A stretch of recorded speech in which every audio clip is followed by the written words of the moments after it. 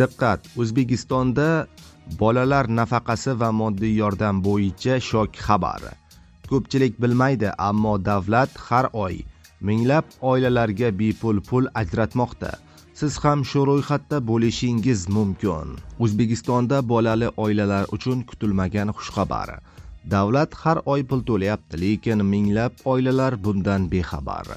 Agar oilangizda bola bo'lsa, siz ham nafaqa olishingiz mumkin.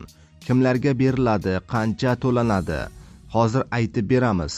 Oxirigacha ko'ring videoni.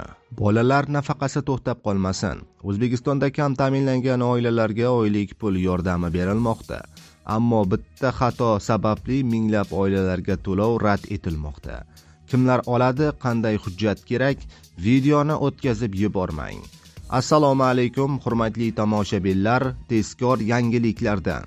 Birinchilardan bo'lib xabardor bo'lishni istasangiz, video rolik ostiga like tugmachasini bosib qo'yishni unutmang. Diqqat qiling, O'zbekistonda bolalar nafaqasi va moddiy yordam kimlarga qancha beriladi? Bolalar nafaqasi va moddiy yordam tayinlashda bir nechta talablar bor. Ijtimoiy himoya milliy agentligi nafaqalar tayinlash va to'lovlarni amalga oshirishda vakolatli davlat organi hisoblanadi. Bolalar nafaqasi, moddiy yordam ijtimoiy himoya yagona reyestri orqali kam ta'minlangan oilalarga tayinlanadi. Mazkur mablag'larni olish uchun murojaatchining har bir oila a'zosiga to'g'ri keladigan daromadi minimal iste'mol xarajatlari 648 ming so'mga to'g'ri kelishi lozim. Bolalar nafaqasi va moddiy yordam tayinlashda arizachining mehnatga layoqatli oila a'zolari band bo'lishi yoki mehnat organlariga murojaat qilgan bo'lishi kerak. Shu bilan birga talabgorlardan bittadan ko'p ko'chmas mulk, notral ko'chmas mulk, yangi avtomashinasi, bankda katta miqdorda depoziti va qimmatbaho qog'ozlari bo'lmasligi ham inobatga olinadi.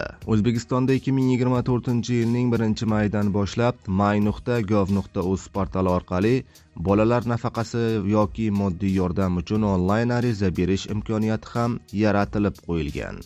Bolalar nafaqasi yoki moddiy yordam olish uchun ariza berish, ularni ko'rib chiqish, tayinlash va to'lashning amaldagi tartibini saqlab qoladigan holda yana bir qo'shimcha tartib joriy etildi. Unga ko'ra, endilikda arizachi mahalla fuqarolar yig'iniga tashrif buyurib, Inson ijtimoiy xizmatlari markazi direktori nomidan ariza bilan murojaat qilishi mumkin. Umuman olganda har ikkala uslubda topshirilgan arizalar bir xil muddatda va bir xil mezonlar asosida ko'rib chiqiladi. Xo'p, bolalar nafaqasi qancha to'lanadi? Hozirda bolalar nafaqasi miqdori oilada 3 yoshgacha bo'lgan bir bola uchun 325 ming so'm.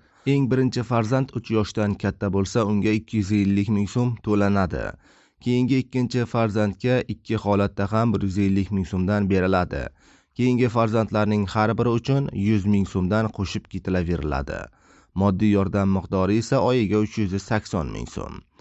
Oilada birinchisidan keyingi farzandlar tug'ilish holatlari bor.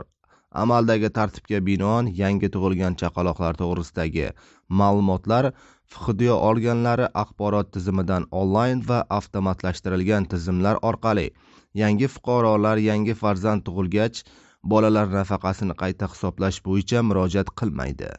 Bola tug'ilgan sanadan boshlab ma'lumotlar avtomat ravishda dasturga keladi. Keyingi oyning 1-sanasidan pul miqdori yangi tug'ilgan bolaga ham qo'shiladi va hisoblanib, unga ham to'lanishi ta'minlanadi.